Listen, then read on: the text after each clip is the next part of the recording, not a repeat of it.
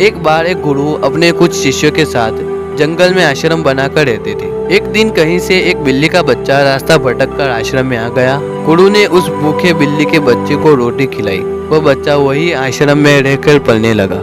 लेकिन उसके बाद गुरु को एक समस्या उत्पन्न हो गई कि जब वे ध्यान पर बैठते तो वह बच्चा उनके गोद में चढ़ जाता, कभी कंधे या सिर पर बैठ जाता।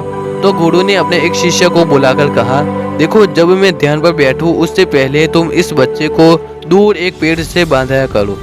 अब तो ये रोज का नियम हो गया। गुरु जब भी ध्यान पर बैठते तब शिष्य उस बिल्ली के बच्चे को दूर पेड़ पर बांध कर आते। एक दिन गुरु की मृत्यु हो गई। उसके बाद उनका एक प्रिय काबिल शिष्य उनकी गद्दी पर बैठा।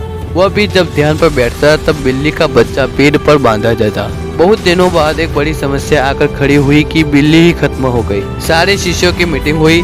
सबने ये सोचा कि बड़े गुरु जब तक बिल्ली पेड़ से न बांधी जाए तब तक ध्यान पर नहीं बैठते थे। नए गुरु ने ये ऐलान किया कि किसी भी हाल में कहीं से भी एक बिल्ली का बच्चा लाया जाए।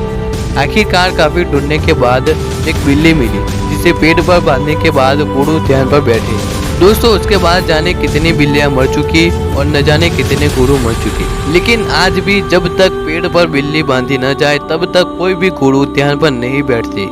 एक बार किसी इंसान ने उस गुरु से पूछा कि जब भी आप ध्यान पर बैठते तो आप बिल्ली को पेड़ पर बांध देते हैं, ऐसा क्यों? गुरु ने कहा, ये तो हमारी परंपरा है। हमारे सारे गुरु जी यही करते रहे, इसीलिए हम भी ऐसा ही करते हैं। हम उनको गलत तो नहीं कह सकते।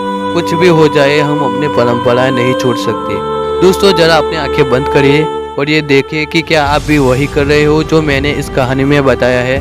अगर हाँ, तो अभी इसी वक्त उस रास्ते से नीचे उतर जाओ और अपना रास्ता खुद बनाओ।